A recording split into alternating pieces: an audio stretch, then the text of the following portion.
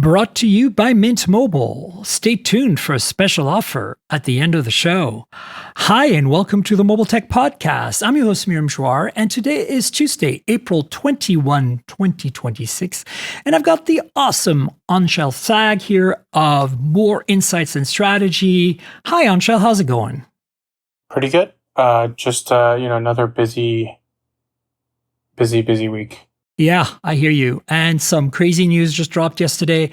Folks, I'm recording a little early because I'm traveling for business. I'm in Las Vegas right now in a hotel room covering the Adobe Summit as well as NAB. And I'm going to be in Savannah, Georgia for Hyundai later this week. And then, it's really hard to coordinate a podcast. Anshel was generous enough to join me today on Tuesday.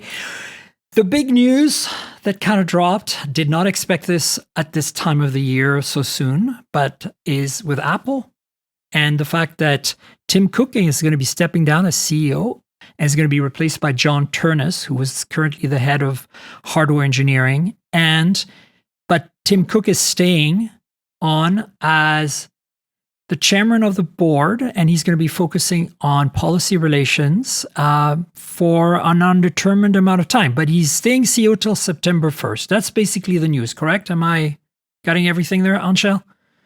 He's staying on basically to manage the political sphere. Yeah. And that's probably good because he's been very good at that, even though I don't agree with some of the things he's done. I can understand where he's coming from. But I don't see John Ternus having to worry about that. And maybe as he grows into a CEO role, he'll obviously take on more of that. Is that a change, do you think, for Apple? Is this, like, you think if Steve Jobs hadn't died and stuck around and decided to, first of all, I don't think he would have left the CEO position, but if he had, he wouldn't have focused on political stuff. Do you think this is because Tim Cook is Tim Cook? What's your take on this? It's a change of strategy for Apple, isn't it? I really think it boils down to the fact that there's a need for somebody to manage that stuff. Yes. And this time, yes. Ideally, it could be the CEO, but in many cases, it's, other people who manage those things. And I think that Tim Cook, he came from the COO role, so he already knew how the company needed to be run. And I just think this also allows John to focus on product and execution and not worry about stuff like government relations. And no, I get why, but I'm just saying it's an interesting thing because, do you think that because Tim Cook came from operations and logistics, he's a better suited to doing the kind of the political stuff or whatever you want to call it? Or do you think it's something that he developed in his 15 years at Apple and that's why he's very good at it? And John Ternus is mostly an engineer. Because here's the thing, right? Like if you look at Steve Jobs, how would you qualify him? He's more of a visionary guy, right? He's a thinking guy. He's a product guy. He's not an engineer. And then we got a logistics operations guy with Tim Cook. And I think logistics and operations really is about managing relationships, right? And I think in that sense, he's also good at that. So I see why. A little bit of both. But I feel like both. I feel like eventually Tim's gonna be retiring fully. And so do you think they're going to assign that to a separate person? Or do you think John Ternus will kind of take on this role? Obviously this is going to be up to John, right? And to the Apple executive team and the board to decide. But what's your gut feeling about that? Having seen John Ternus on stage and maybe interviewed him and stuff. I think it's going to be one of those things where there's no need to force the issue. Right. I think they'll slow roll it. Whether that ends up being John or someone else, I think ideally you don't want your CEO doing these things if you don't have to. But I think when you look at let's say the Trump administration specifically, they very much care that it's the CEO and not, some government relations guy or government affairs person. But I think that correctly, this should be a different person than the CEO. Right. And then right now, for Tim Cook, he already has that relationship with our current administration, a weird one, to be honest. But, I think it makes sense in that sense that he stays on in that role for Apple. But yeah, it's very interesting. I did not expect this, if you want to call it transition or succession, to happen so soon. I figured that, like, we're literally 2 weeks, what is it now? A month from the 50th anniversary announcement and celebration of Apple. Congratulations, Apple, for being around for 50 years. I didn't say it at the time. I should have said it when I, showed the MacBook Neo last week on the show. But I think it's a big milestone. And at the same time, I just thought that Tim Cook would ride out the end of the year or something at CEO.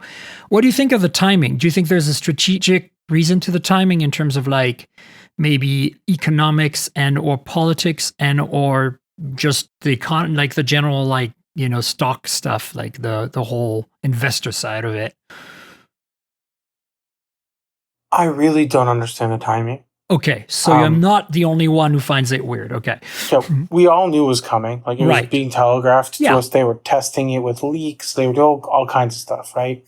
But the timing, I think, if you ask me, I think this had more to do with Johnny Shruji than it did John Ternus. Because there was a clear expression in the public sphere that he wanted a higher level position. Okay.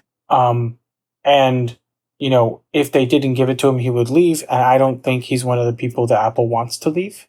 Yeah, he's now the SVP or whatever of engineering, right? Right. But like, think about sometimes CEO transitions occur because of other personnel issues. And I think that this was one of those things where like they knew they were already going to promote John to CEO. And, having Johnny Shruji basically take his position and consolidate more power underneath him. I think that was actually, because if you think about it, why did they need to reorganize everything if it was just one guy going to CEO from effectively a direct report position to the CEO? Yeah. That's because it had more to do with the organizational restructuring beneath it. And I think that's, if you ask me, that's the reason why. Okay. It happened now. Yeah, but it's all timing. It is. I mean, I don't follow the investor side, the economic repercussion side, but everything seems fine. But I'm talking about, is there any kind of like, earnings call coming up or anything? Like, is there? Well, yeah, I mean, earnings should be fairly soon. I think Apple's earnings are a little bit later, but, I think investor relations should say when the next call is April 30th. So it's in a little bit more than a week. So okay, so maybe that has something to do with it too. Kind of lets the dust settle before the earnings call. But they could have also done it like, before or after the next one. Like, why now? So that's the one thing I'm not really sure about. Yeah, it's interesting.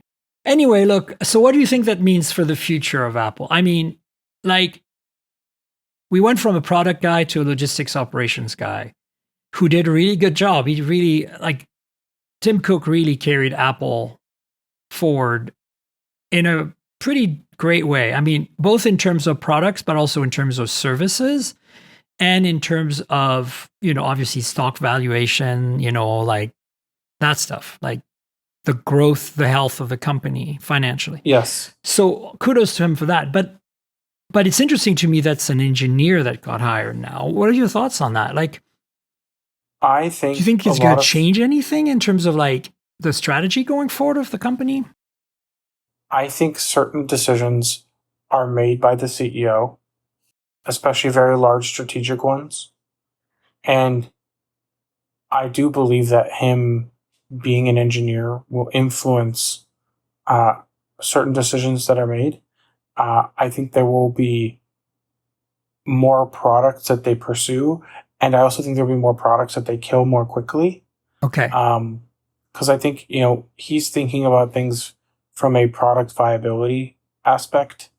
as an engineer.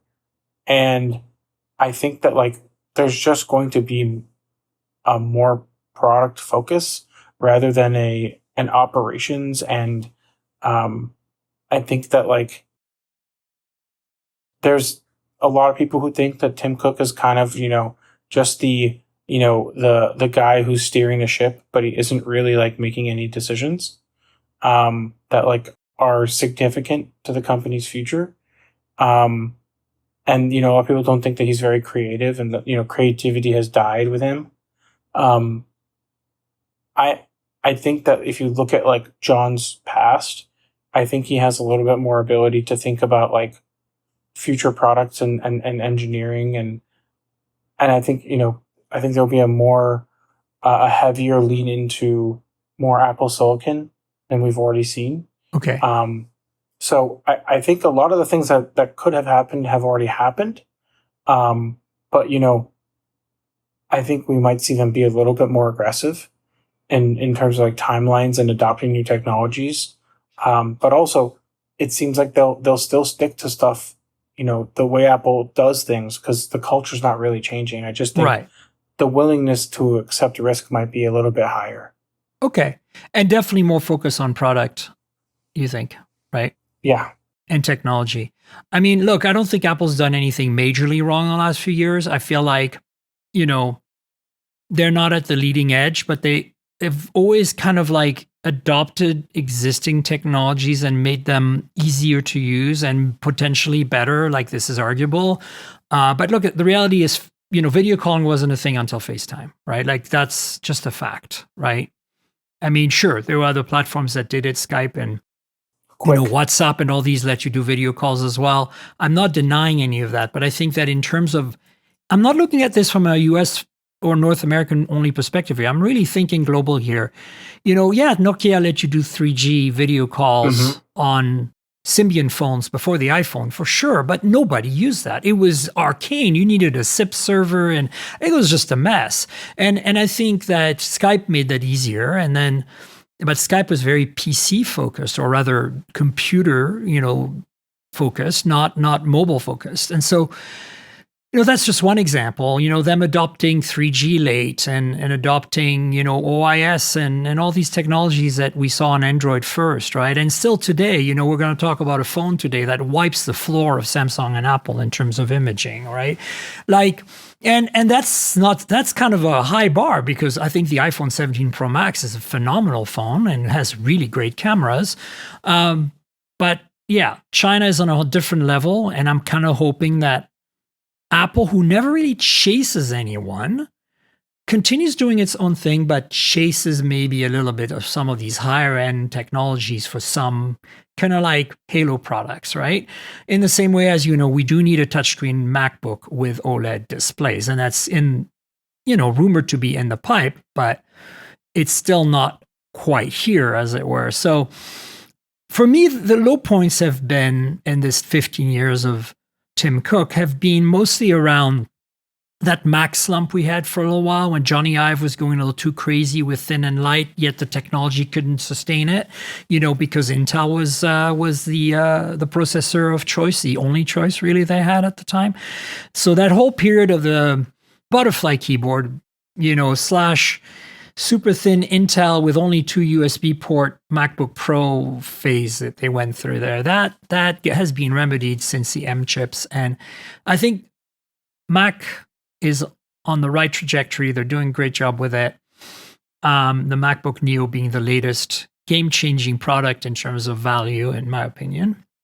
And then I think the iPhone has always been pretty solid. I do like the fact that this past year, like the 17 Pro and Pro Max really are proing hard. They're really like focusing on making a tool for pros.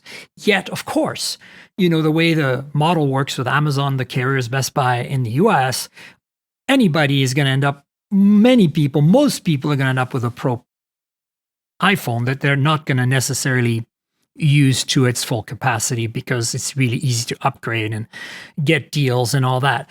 And that's a nice little secondary thing for Apple. But I think the message I get, the marketing and the execution when I use the product, is really they're proing good. You know, like finally, I feel like the Pro moniker matches the MacBook and the iPhones, with particularly with this latest generation of iPhones. The MacBook Pros have been pretty pro since the M chips started. So, and then there's been a few misses here and there, like, the trash can, Mac Pro, things like that. But in a way, I don't think they were necessarily misses. Like, I know they weren't successful and they had issues, but they were pretty innovative products in their own right. And then there's, the Apple Watch and there's the AirPods. I mean, I think the AirPods are not the best thing you can get in terms of earbuds, but they have definitely kind of created the standard that the whole world goes by. The reason we have such a, landscape of awesome wireless earbuds today is the credit is, Apple. Again, they didn't invent it. They existed before that, but they did it right. And then everybody else followed. So this is great. This is a really nice, little head nod to Apple for 50 years of great stuff, and hopefully more to come under John Ternus's, management. I want more products that are products, like look, the services, I hope they also continue on the services side. What do you think is going to happen there? Because Ternus is clearly smart enough to know that the services is the milk, of their cow that makes all the money right now, right? The hardware is just kind of like, in a way, the icing on the milk cake. What do you think? I mean, there's no doubt that services has grown to be a serious business for them and a huge profit center. I just think that they've kind of reached capacity in a lot of ways of what they can milk out of their iPhone user base, because they're not getting that much growth out of the iPhone user base in terms of the actual number of phones. Right. So they obviously have to look for more ways to grow that.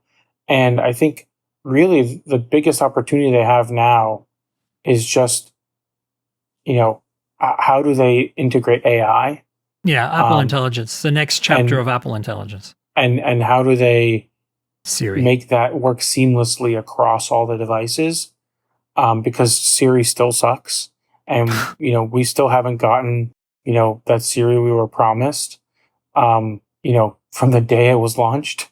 So yeah, I've been an iPhone user basically since the beginning of Siri, and it has never really been satisfactory. And this is their opportunity to at least get somewhere close with Gemini.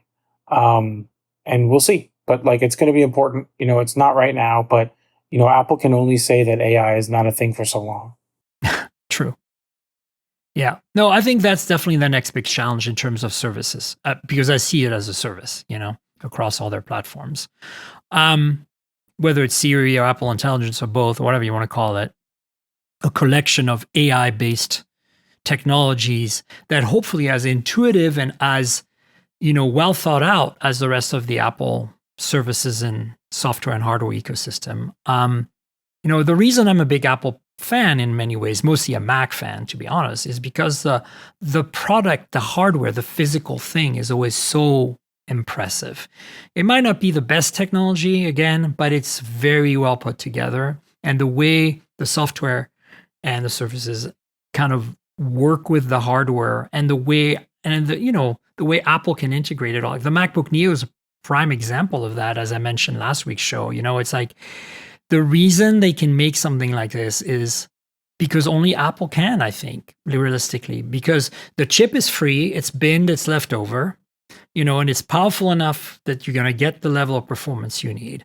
They already have the know-how, logistics, and operations to manufacture that kind of device with that quality of build-in materials.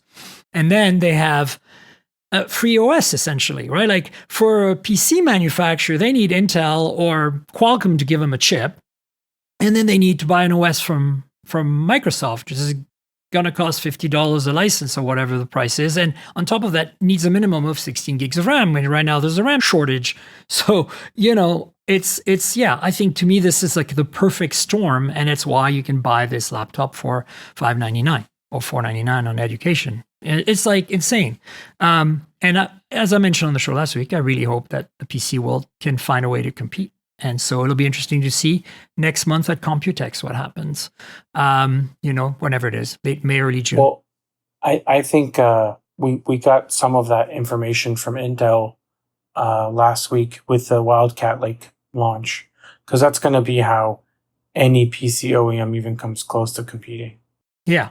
And do you actually think that they're going to, and they being Microsoft, are going to make a optimized lightweight version of Windows that runs on 8 gigs of RAM? Because I think with both the RAM crunch and the fact that we all know Windows is really bloated right now, especially because of all the Copilot stuff, that there is a lot of opportunity for Microsoft to improve and also either make a free license of Windows. I know, scary, but maybe they can recoup their money on the services again, like Apple does, or make a very affordable version of Windows for the OEMs, because I think that those two things need to happen. And then if Intel can deliver and say Microsoft can deliver an 8 gigs of RAM cheaper version of Windows that still runs well, then we need the big challenge for the manufacturers, for the Lenovo's and the Asuses of the world. And I think those are the two, in my opinion, the two most likely to be able to compete there. It's not Dell and HP because they're too enterprisey, because this is not an enterprise product, let's face it, the Neo. So I think that if they can come up with the level of delight in terms of the hardware, like the quality and materials and build, and I think Asus could definitely do it, possibly Lenovo, at that price point, with Intel's help and Microsoft's help, we can get there. But on their own right now, with what Microsoft's delivering and what Intel's currently delivering, I guess there is Qualcomm, right? Qualcomm does make some affordable-ish X chips. Maybe the old X would be good. You don't need to run the X2 for this stuff, right? Yeah, I mean, I think there's a possibility. I just think it comes down to penny pinching and finding ways to save on cost. I do think there's going to be some Chinese OEMs as well that are going to push the envelope, mostly because they have access to cheaper materials and cheaper manufacturing than anybody else does. So that's also better quality, because the cheaper is fine. Everybody can do cheap. Yes. Like you can go to Best Buy right now and buy a really crappy $600 Windows laptop, but it doesn't come remotely close to what the Neo delivers. When I say cheaper, I mean cheaper within the ability to compete in terms of because feel. We can go way cheaper than we're going now, like $200 Chromebooks are a good example. Let's switch gears and talk about this awesome phone that I showed off last week, which is the Oppo Find X9 Ultra, the mother of all phones. I wouldn't even just say camera phones, because it's going to be sold in the West in some markets. And it is a very well-spec'd flagship. And then we can have an entire 20-minute conversation about the cameras. I mean, we're not going to, because we need to talk about other stuff. But I'm just pointing out that there's no compromises here in terms of a phone. Like, this is the best of the best. Snapdragon 8 Elite Gen 5. You look at the spec. That's kind of been Huawei's MO, right? They put all of their investment in the camera and then other things falter. 100%. So this is no compromise. I'm going to read some specs to you on this phone. So it's a Quad HD display, 144 hertz. It is 6.82 inches, LTPO, of course. It's not the brightest screen, 1800 nits peak. We've seen better, but it's fine. As I said, 8 Elite Gen 5. We have 12 gigs or 16 gigs of RAM, 256, 512, and 1 terabyte of storage, UFS 4.1, LPDDR5X, the usual stuff that you'd expect on flagship. That's, again, no compromises here. Good stuff. What we also have is crazy cameras. I'll get to those in a second. We have a silicon carbon battery in here. It is a 7,050 milliamp hour battery. It charges at 100 watt wired, 50 watt wireless. That requires proprietary chargers, but you can charge at 55 watt PPS with a standard PPS charger, which all latest Oppo phones are supporting, in addition to their high-speed charging. And 55 watt PPS is pretty damn solid. And finally, stereo speakers, you get all the usual sensors, Wi-Fi 7, blah, blah, blah. This thing is solid. This is what the screen looks like in a relatively dark hotel room right now. It's a beautiful phone and display. The front-facing camera is fine. I think it's like a 32 megapixel or something. 50 actually. Has phase detect autofocus on the front camera, which isn't so bad. Anyway, but this is a camera phone, right? This is a flagship that also happens to be pushing the envelope in terms of imaging. And this brings me back to what I was saying earlier this year, with the S26 Ultra, which I feel is only Ultra by name and by price. By the way, there is a color coordinated camera button here that matches the little orange ring around the camera pod. And as you can see, yes, this is a big phone, but it's not huge. Like the camera pod doesn't stick out an incredible amount, as you can see. If you're watching on video for my Patreons, who get a video version every week for $5 a month, and they get it a day in advance, as you can see, this phone has all the trimmings that a normal flagship has. But 4 cameras, well, 5 technically, because there's a little 3 megapixel or so color sensor, like a color spectrum sensor to measure white balance across multiple zones of the image. So you get a 200 megapixel main sensor. This is an f/1.5 lens. And it's a big sensor. It's not a 1 inch, but it's a 1/1.12 inch. And that's very close to a 1 inch sensor. So that's the main sensor. Then you get a 200 megapixel 3x telephoto. Of course, all these sensors have OIS except for the ultra wide. And that has an f-stop of f/2.2. And it's a massive sensor. I can't remember if this is the Omnivision one or the Samsung one, but it's 1/1.28 inch for the 3x telephoto. Like, wow. So basically, you can think of this 200 megapixel 3x telephoto as the same camera, but as a 3x camera, as the main sensor on the Galaxy S26 Ultra. Crazy stuff. And then the icing on the cake is a 50 megapixel 10x telephoto, f/3.5. Now, it's not a huge sensor, 1/2.75 inch, but man, it just lets you stretch your legs. I've taken 30x, 20x, 10x photos with this that you wouldn't believe. Like, unbelievable. I'm so jealous. And then you get a 50 megapixel ultra wide. This is also it's slightly bigger than the 50 megapixel 10x tele. It's a 1/1.95 inch sensor, f/2.0 with autofocus, meaning you can do macro photography with this. This is quite the combo. And then on top of that, I don't have it yet. It's actually waiting in a box for me in Vancouver. But there is a teleconverter kit that puts a giant Canon. For those on video, I'll put a photo of it in there and insert it. It's insane. You've seen the picture. I sent it to you.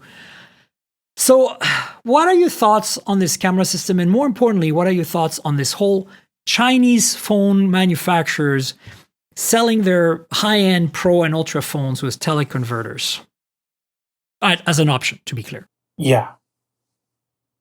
I'm jealous, first and foremost, because I go to baseball games and I like to photograph the field and the players, and that really benefits from more than a 5x optical.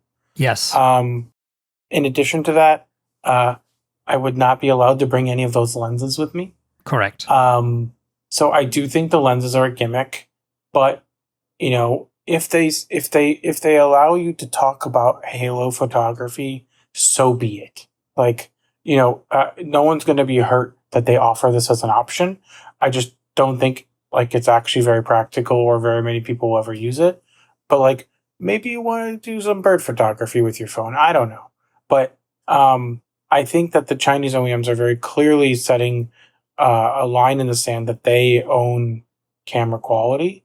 And the Ultra, like the concept of Yes. an Ultra, they own the concept of an Ultra phone. I think that's very important for Samsung to understand. And the amount of layman people who know anything about phones, they all know that the Chinese phones have the best cameras. Even people who are going to still buy an iPhone, people who are still going to buy a Samsung, they all know that the Chinese Android phones are the ones with the best cameras. So, like, that's a reputation that they have not only established but cultivated with every generation. And I think it's just the way that they are differentiating themselves from the rest of the market. That said, they're all doing roughly the same thing within the Chinese market, and trying to, outdo each other, which I think is great. I think it breeds a better product, and potentially a cheaper one. And we're seeing them do the same thing with cars. So I think that, like, realistically, this is something that they have not only established as a category, but continue to own it. And I would love to see Apple and Samsung compete with them, but I feel like the markets where Apple and Samsung are strongest are also happen to be the markets where the Chinese OEMs are a little bit weaker, Right. or have no presence at all, and they don't feel the threat. Yeah. Yeah, no, I get that. But then again, at least Apple sells in China. Yep. And I find that odd. And their sales are all over the place, right? Yeah. Like, For sure. every quarter they, like, depending on their sales in China, their position on the global market changes by like 2 or 3 positions. Yeah, for sure. I just have some thoughts about this. I mean, look, this phone is incredible. I've only had it for a couple of weeks. I've taken a whole bunch of photos, but I haven't really gone out and really done like a photo walk proper yet. So stay tuned. I'll have a full review of this phone coming up on the podcast, both, and on geekspin.co as well. So stay tuned. It's going to take me a little while to really put it through space. I mean, I don't even have the teleconverter yet. It's coming. It's in a box in Vancouver. But the point is, the whole teleconverter thing, my first experience with that was the previous Oppo non-Ultra, the Pro that came out in the fall, the 9X Pro. My review is up on geekspin.co for that. So check it out. My takeaway was that it is cool, but I don't see myself using it. And not because it isn't good. It's good. I mean, you can't beat optics. You can't beat physics, right?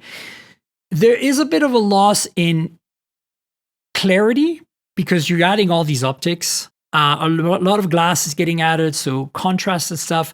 And unfortunately, I don't feel like they're doing a lot of compensating. Like, you basically, strangely enough, at least on the Find X9 Pro, have to tell it, hey, the teleconverter is installed. Flip the image around because, it's inverted. And at that point, I feel like, first of all, because the teleconverter mounts onto an adapter that itself attaches to a case in which the phone is placed, all of this tells me that there should be a thing where when you attach the teleconverter, maybe through NFC or something, it detects it and automatically switches the phone's camera to the right mode and flips the image, and then maybe does a bit of changes the image processing to compensate for the clarity. But they're not doing that, which is weird. What else is AI for if not that? Right. And then so they have a mode you have to manually select. But even when you select this manual mode, you can tell there's a difference in exposure and color quality coming out of these images because they're not compensating for the extra glass in some weird way. Now, to be fair, and this is applying also to the Ultra. I haven't tried the Ultra teleconverter. Maybe they're doing that now. But the Pro and the Ultra both have Hasselblad's color science, which is phenomenally awesome. That's another thing that makes this phone incredible. So my experience was that the smaller teleconverter that comes with X9 Pro, you can put it in your pocket. But the problem is that to keep it lint-free, you need to have the end caps on it. And then removing the end caps, you're fiddling, you could drop stuff, and then you have to bayonet mount it onto this adapter plate and then slide the adapter plate in the case and have the phone in the case to start with. Now, you could keep the case on the phone permanently. That makes sense. It's just too many steps. And then it's inconvenient. Like, if the adapter plate could stay attached to the bayonet, like, it would be great, but then you're going to get lint in the lens. It's just a hassle. They need to find a better way. Like, I think that it could work, but a better way to attach it. The other problem is that with this one that's bigger, it's literally like about 8 inches or more in size and almost 2 inches in diameter. From the, again, I don't have it yet. It's sitting in Vancouver, but I've seen pictures. I don't know. Like, now you can't put it in a pocket. And as you said, you can't take it to sporting events because they don't allow you to have optics like that, which is why the built-in optics would be the way to go. All this stuff tells me like, But there is one thing that I do like about these camera kits. The Find X9 Pro did not have this option, but others like Vivo and Xiaomi have done it. And the Find X9 Ultra, this phone, has it in its camera kit. And that is a grip. So you get a grip that mounts, that clicks onto the case itself in which the phone is placed. And it adds 200 milliamp hour battery, and it adds like a zoom toggle, a double detent camera button, a video record button, and a programmable wheel. So now you have, and you can assign these programmable in the camera app to whatever you want these controls to do. That they will let you go into the stadium with that. And that is something that I would keep on my phone for when I'm doing serious photography. So I used it when I had the Lumia 1020. You know, right? That thing lived in the camera grip. And by the way, to be fair, you can buy these accessories, especially MagSafe ones for the iPhone, that are really nice. A bunch of companies make them, like ShiftCam is the one I have. There's others, and also you can, ShiftCam also sells lenses that you can mount to your iPhone. Now they're not teleconverters; they're a little smaller, and they do like ultra wide fisheye and stuff, and they're fun. All this is great, but I do still feel that what's built into the phone should be what's built into the phone, and maybe grab the grip with you when you're going to get serious about things, because that doesn't take a lot of space and adds battery, and it gives you manual controls, which for those of us who are, camera nerds, is a nice thing to have. But the teleconverter, again, if you're going to go bird photography for the day or something, I can see that, intentional.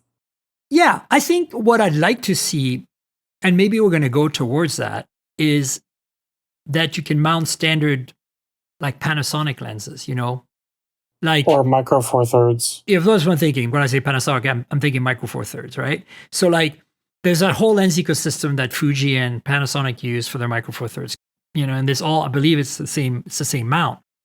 Is there, if there's a way to make a mountain plate where you could put any of those lenses on, of course you wouldn't necessarily get the same result optically because the sensor is smaller in the phone, but I still think that they could do something there and maybe even have the autofocus and the stabilization of the lens work somehow. Like that would be the holy grail, because that opens up a whole ecosystem where you can actually say, okay, I'm going to go for a photo walk intentionally and take a few lenses with me and do some cool stuff.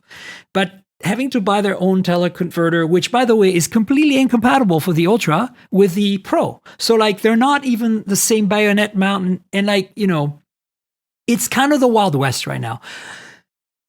This is not a negative rant. This is I appreciate it rant, but I'm not sure I would spend the money, and I kind of wish the grip could be sold separately from the teleconverter kit. Like right now you have to buy the whole thing. It comes with the case, the grip, and the teleconverter, which makes it probably pricey.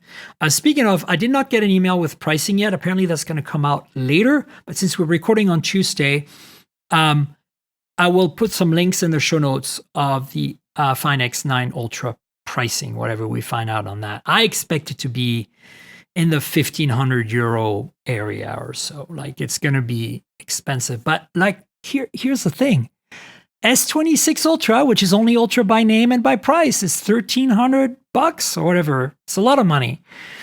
And for what it is, it's not an Ultra phone. So let's have that conversation right now about Apple and Samsung. And as you said, you touched on it because you said, hey, the markets in which they're strong are the markets in which Chinese are weak. So you don't see a reason for them to compete there. I think that's not the right answer. I think that Samsung in particular, which is slightly more adventurous than Apple in some ways, or maybe that'll change with John Ternus, but I think Apple's going to do their own thing no matter what. There's talk of Apple doing Ultra products, not necessarily phones, but products. And I'm hoping that they're going to come closer to matching the Chinese. There's rumors of the iPhone 18 Pro and Pro Max having a variable aperture lens, which is something the Chinese explored a while back, but are not doing anymore. That signals to me that there's a step in the right direction on Apple's part. Whether they make it a Pro or an Ultra named phone, I want them to stay at Pro right now because their price point and what they're delivering in terms of camera performance is really a solid Pro play. If they're going to go Ultra in name, they really need to go chase the Chinese, in my opinion. But Samsung needs to revamp the entire lineup. I think that, first of all, they need to make a note again ideally. I think the Note should be a separate line of product, or if it is an S product, it should be a single product that is not the highest end product. So hear me out. We should have an S27, whatever. We should have maybe a Plus, maybe an Edge, fine. But for the Pro, I think the Pro should be the meat. They should follow, Apple. Look, Apple got it right. Samsung likes to follow Apple.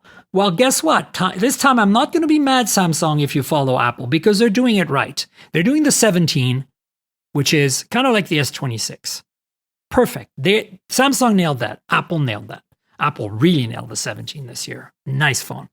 Now, skip that Plus or Edge or whatever. Like, you can have those as just a variant of the base phone. Fine. But then if you go Pro, do what Apple's doing. Do 2 Pro sizes, Samsung, and price them similar to Apple, not as high as the Ultra is right now.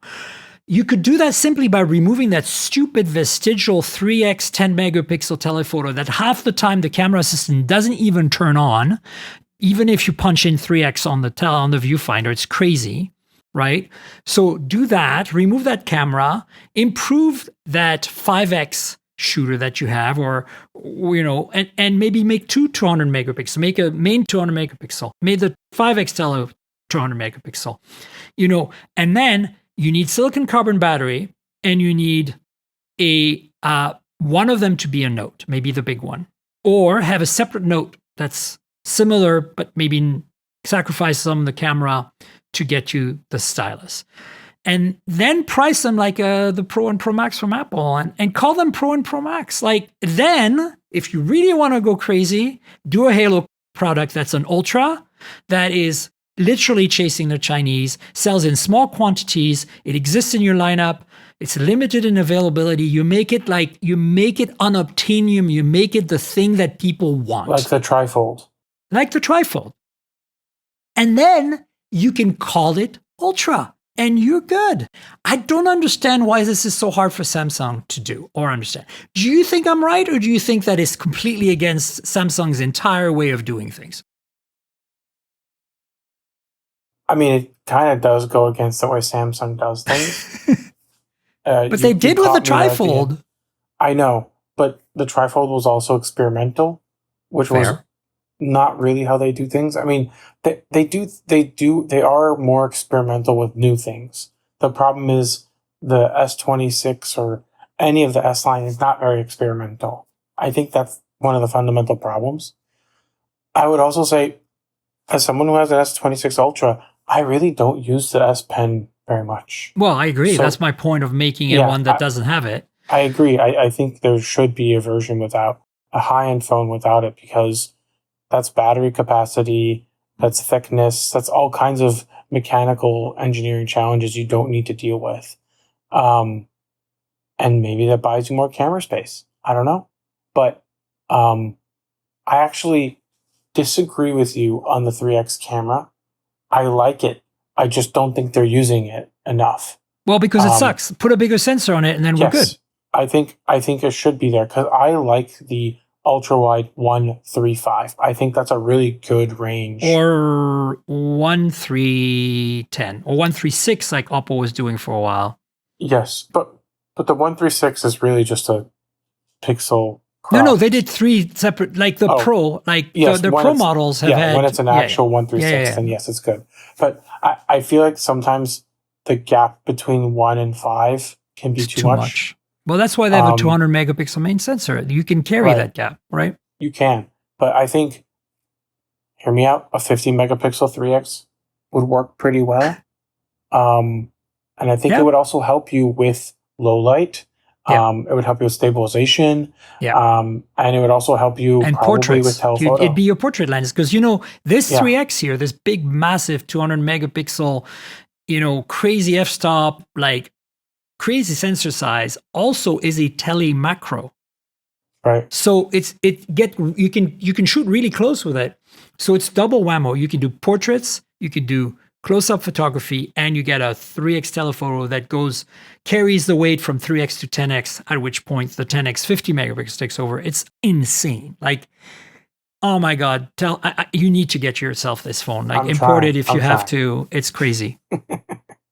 Well, yeah, we'll see. I'll be abroad and maybe I can swing it that way. But yeah, I just think we're in a place where Apple and Samsung don't feel threatened. And like, you know, Samsung made some lens adjustments on the S26 Ultra, and it did help with low light Oh, it was performance. good. There were good physical changes for sure. But that 3X kills me. That 3X needs to go 50 megapixel, fast optics. Do it, Samsung. That, remove the S Pen, put silicon carbon battery in there, and make it $100 cheaper. And call it a Pro Max, not an Ultra. And I will be 100% on board. That's my recipe if they're listening. And then, yeah, do make an Ultra. Just go nuts. Just do something once. Just show us that you can do it. Keep the faith going. You're the only company that can deliver a phone to the West where the Westerners will be like, yeah, I feel confident buying this phone. That's the problem. Even those markets where Oppo and Xiaomi and Vivo are sold that are outside of China, even in those markets, you're not getting as much confidence because, those of us who know, like I'm one of them, you're one of them. But for a lot of people, it's a bit of a stretch to leave Apple or Samsung and go to a Chinese phone. Even, if it's a great phone like this X9, Ultra from Oppo. And so if Samsung had an option there, even if it was a limited availability, I think it would just prove that you can do it, Samsung. Just like you got to stay on top because Apple might not do it. And because Apple's going to run their own thing. Always. But Samsung, you have the opportunity to show you're the Android brand of choice for most of the West. Like maybe John wants to build an Ultra. Oh, if he wants to, there are rumors of Ultra devices coming. I'm on board 100%. Let's do it. I mean, they did an Ultra watch. Yeah, for sure. They did. That was the first Ultra product. Speaking of Note, I have a phone in my hands that costs $500. It's $100 more than last year's, but it is the Moto G Stylus in this beautiful pink purple color. And it has, for the first time ever, an active stylus. This has some contacts at the end, as you can see. And those contacts charge the active stylus in the silo, and it no longer has that capacitive nubbin at the end like it used to. Because in the past, the G Stylus was $400, and it had, a capacitive passive stylus. And this one has a, nice active stylus for once. Now it's $500. So the $100 more, but inflation, RAM, whatever you want to call it. But I still think it's very competitive. And let me read you some specs so you understand what I'm talking about. While I read those specs, I'm going to show you the phone. So it has a beautiful OLED. It's had an OLED in the past, but this is a nicer OLED than before. 6.7 inches. It's a 1.5K display. It's LTPS, 5,000 nits brightness, so it gets really nice and bright. The one weak spot here is the Snapdragon 6 Gen 3. That is not the best chip in the world, obviously. But as you can see, a beautiful bright display. Plastic frame though, but decent cameras. Is a 150 megapixel here, a main f/1.8, your standard generic OIS sensor, nothing too crazy. And then a 13 megapixel ultra wide. The ultra wide does have phase detect autofocus, meaning that it can do macro photography, which is cool. The main sensor is not too bad. It's 1/1.56 inches, f/1.8, not too bad. 32 megapixel selfie camera.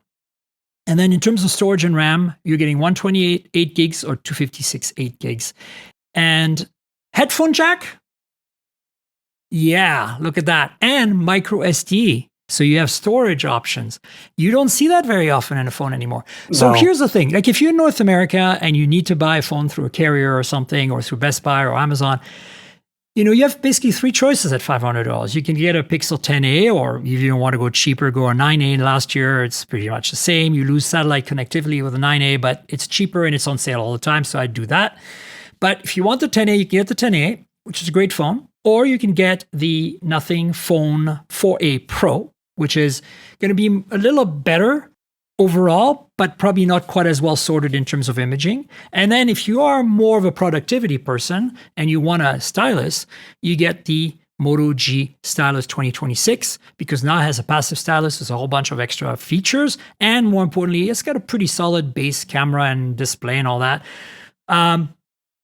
The weak spot is the processor. I mean, it's not terrible, right? But I would have liked to see maybe a MediaTek Dimensity 7000 series in there, or Snapdragon 7 Gen 3, even if it's not the latest Gen 4, like that would have cinched the deal for $500. So overall, I'm pretty happy. You get the nice Moto software too, which is really nice. And they did a good job. That's kind of all I want to say. What are your thoughts on this? I think on the processor, Motorola has a tendency to kind of put a chip in there that's maybe one rung below what you would have liked, probably for margin reasons. Yeah. But, I was really happy when they shipped a true flagship foldable. Yes, me too. And I mean, even the new Razr that's coming out soon, that's going to probably not be as powerful as people would like it to be. Yes. But that's just Moto. And, now Moto's in a weird place with Sergio being gone. So I don't know what's going to happen. Yeah, I know. Speaking of which, by the way, we now have a date for the Moto Razr announcement, which is kind of cool. So, I will be at that event, so stay tuned for that, obviously. I had to pass on that, unfortunately. The date is April 29th, so we'll know more about the Razr phones. There's a few of them, flips, as well as the Fold on that date, so stay tuned.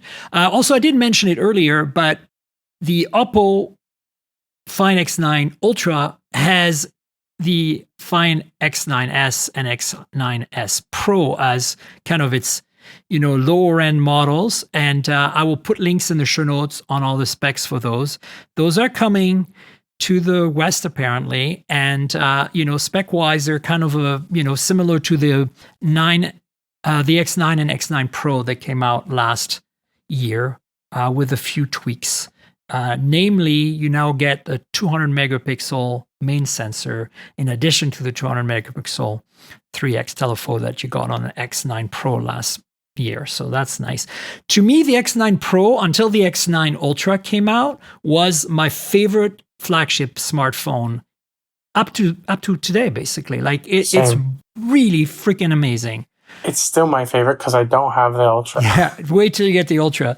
All right, so now we got a bunch of news I want to rapid fire through real quick. So OnePlus, we've been talking about this like 3 weeks in a row now. Like there's been all these rumors of them leaving the North American market and them kind of slowing things down in Europe and leaving the high-end parts of the Indian market. So basically focusing on more mid-range products in India, which is odd. But no official wording. Now, when we've reached out to them, they've said, no, everything's okay. But we're seeing more and more signs that, there are people leaving the company and stuff, like on LinkedIn. So something's going on, yet they keep launching products, like all the time. Now, I know they're not products for the US, or North America, but we're seeing products coming out in India and China as well. And we saw the OnePlus Nord 6 come out like in Europe, 2-3 weeks ago. I covered it on the podcast. So this week we have a couple of things. We have the A6 Ultra, which is coming April 28th for China. We mentioned it last week's show. What we now know is that it comes with a potentially optional, I'm not sure, dedicated gaming controller. So they're really going hard on the gaming side of it with the A6 Ultra. And as a reminder, the A6 Normal is extremely similar to our OnePlus 15R. It has a slightly different chipset. Instead of the 8 Gen 5, it has a 8 Elite non-Gen 5, but they're very, very similar phones. And so that's why it's relevant to talk about the A6 Ultra because, well, we're not going to get it, but it's interesting that in China, you have the A6T, the A6, and the A6 Ultra, and that this A6 Ultra now has a gaming kind of angle to it. And, there were rumors that OnePlus might be making some sort of gaming handheld, but I guess that's what it is. And then, of course, there's a tablet, the OnePlus Pad 4. I reviewed the Pad 3 last year, hothardware.com. Go check it out. Phenomenal tablet for the money. If Android tablets are even relevant, I don't know. Some people love them. I think they're nice for content consumption, that's for sure. But the Pad 3 was great. This Pad 4 has an 880 Gen 5 and it's coming to India. So that sounds like a flagship tablet to me, which is strange if they're going to go mid-range. So anyway, all this to say they're still okay. They're still making products, but I want to hear from you, Anshel, what you think as an analyst about what these rumors have meant. I feel like they're going to fizzle out of the US market. They're not going to announce it. It's just going to be like, no, this phone is not available. No, this phone is not available. And then eventually we'll just not get any phones anymore. And they're going to continue supporting and, selling the leftover stock they have and all that other stuff. But what's the take on India? What's the take on Europe? And in general, where do you think they're at? Do you think this is a result of our regime and our current economic climate and all that and the RAM prices? Or do you think it's like cautiously worried about being a Chinese company with some sway in the US? I think it's a little bit of everything. Yeah. I also think that like politically, Oppo wants to be the flagship brand. Well, that's true. I don't think they want to be upstaged by OnePlus. And there was a time when that was possible. I think the OnePlus Open maybe outshined. But it was available as an Oppo. It was exactly the same as the Find N3. I know, but what I'm saying is I think it outshone that Find N3 to the point where... In terms of media coverage, at least, Yep. yeah, for sure. Yep. And I think that may have soured some people at Oppo who... AKA Pete Lau. So let's be real. I think that that's just the reality of it. Yeah. So I think Oppo is going to continue to be the flagship brand. I think OnePlus is going to definitely pull back even more than they have. To your point, quietly and incrementally. They're just they're not really doing anything in the U.S. market anyways. Their volume is really in India and China anyways. And in China, they have such brutal competition. And it's not like India is easy either. So I just think that the OnePlus brand is kind of on unstable ground. Life support, maybe? Yeah, and I just think that, like, to your point, they are shipping products, but, like, how similar are those to what Oppo is shipping? Yeah. So, Oppo is ultimately going to be the one who makes the decision here. And,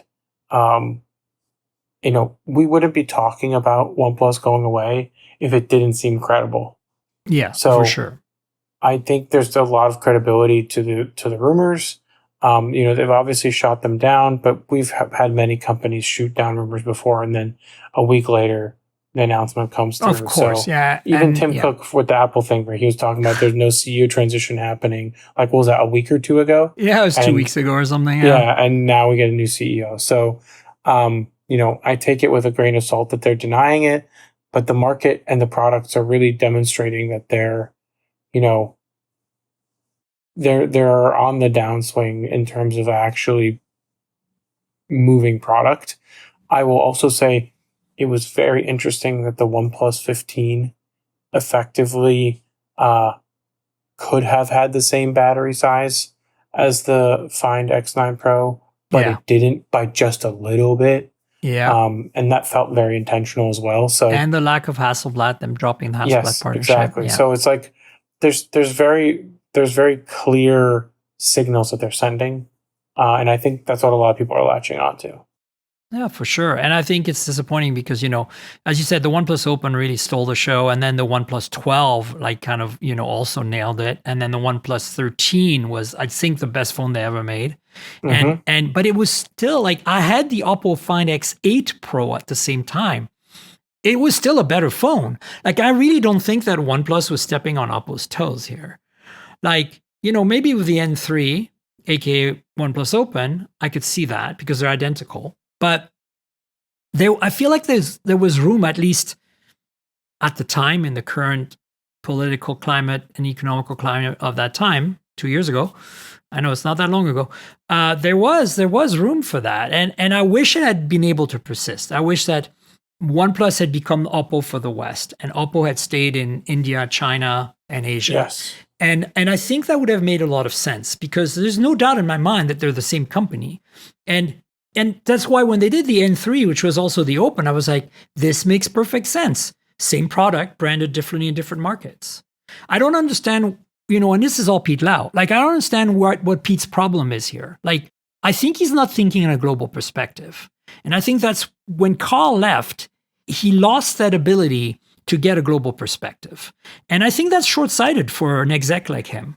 You're going to say, well, maybe he doesn't care because China is his thing. And, I get that. But, Chinese companies have a hard time right now selling phones everywhere else. We know this. Outside of China, even Oppo is not doing so hot. Like, let's be real. There's the Middle East for sure. But, Europe, they're not selling hotcakes when it comes to Oppo. So I don't know. I feel very conflicted here. I think that either I could be very wrong. Some of you might know, I've met Pete, I've talked to him many times, but the feeling I get lately, but the actions of the company, he doesn't seem to get it. I think he's wasting an opportunity by letting OnePlus peter off like that.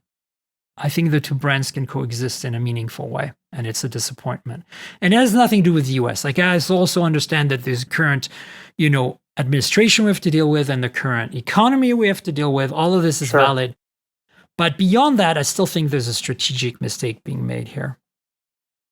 So anyway, we've got a couple of Huawei and Honor products to briefly touch on. I mean, obviously, these are China only right now. Pura X Max is basically an evolution of the Pura X, which was essentially a flip-like folding phone in landscape form factor. So think Razr, but flipped like a fold. And had a wide aspect ratio when open. And now they're making that into a proper fold, meaning the front cover display is a proper Android experience. But they're essentially kind of, making the iPhone Fold / Galaxy Z Fold 8 wide before those two products are even shown to us and available to us. So, and Honor is supposedly also working on a wide folding book style fold. So the only reason why I even care about these products is because they have good cameras. Exactly. Well, that's the other thing, right? So then there's the Pura 90 Pro and Pro Max. There's also Pura 90 Base. Again, I'll put links in the show notes to all these phones.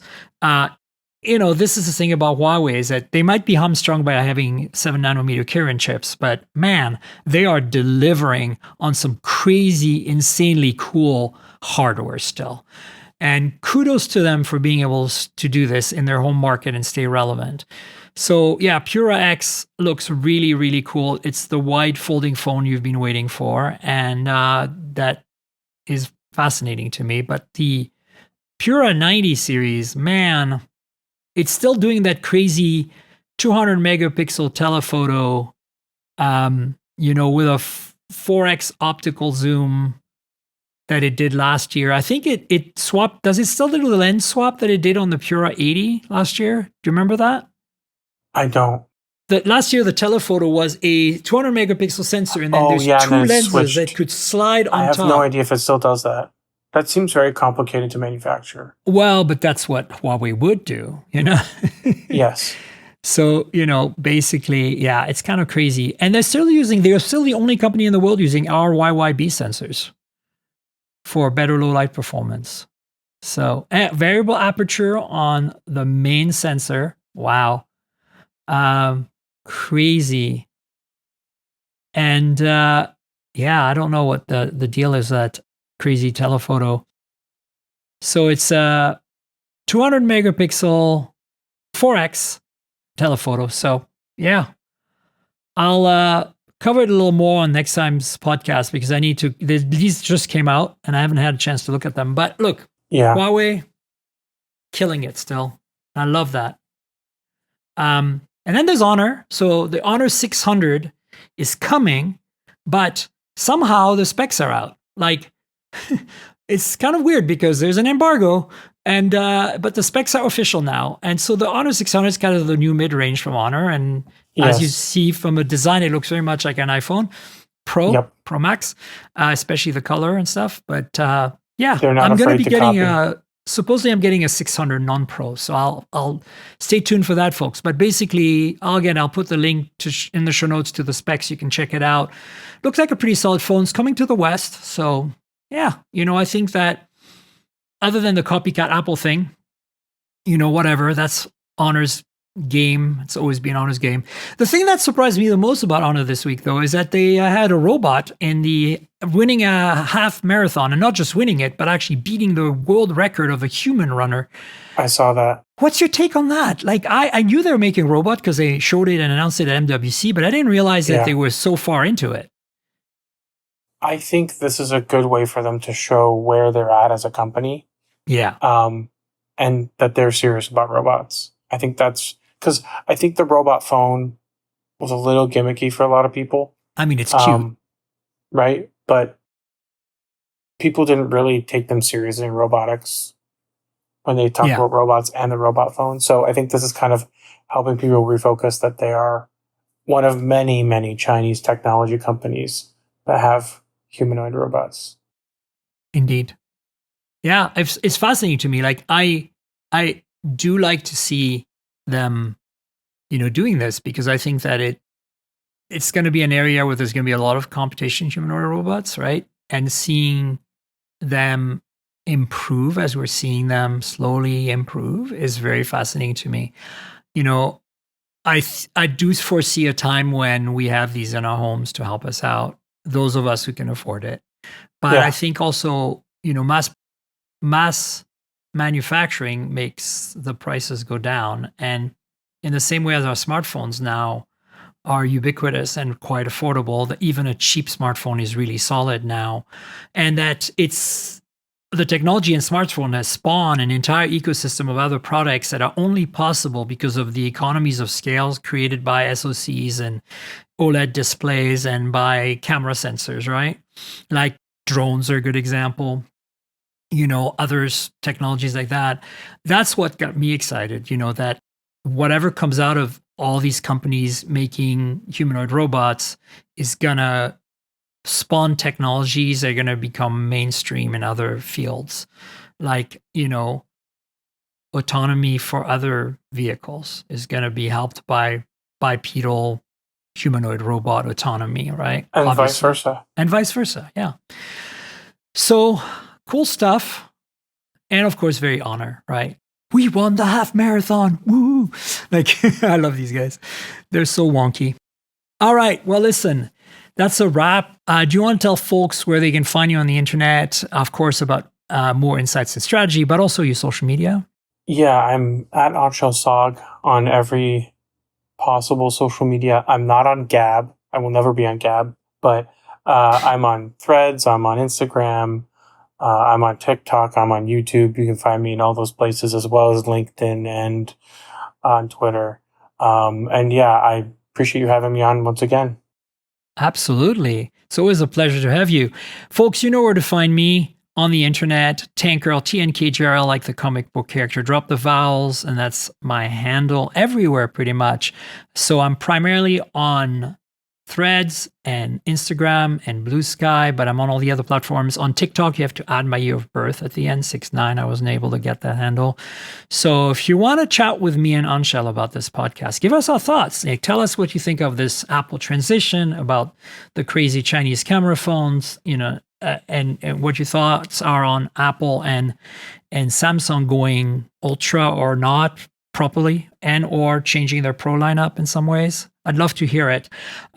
So yeah, find us on social.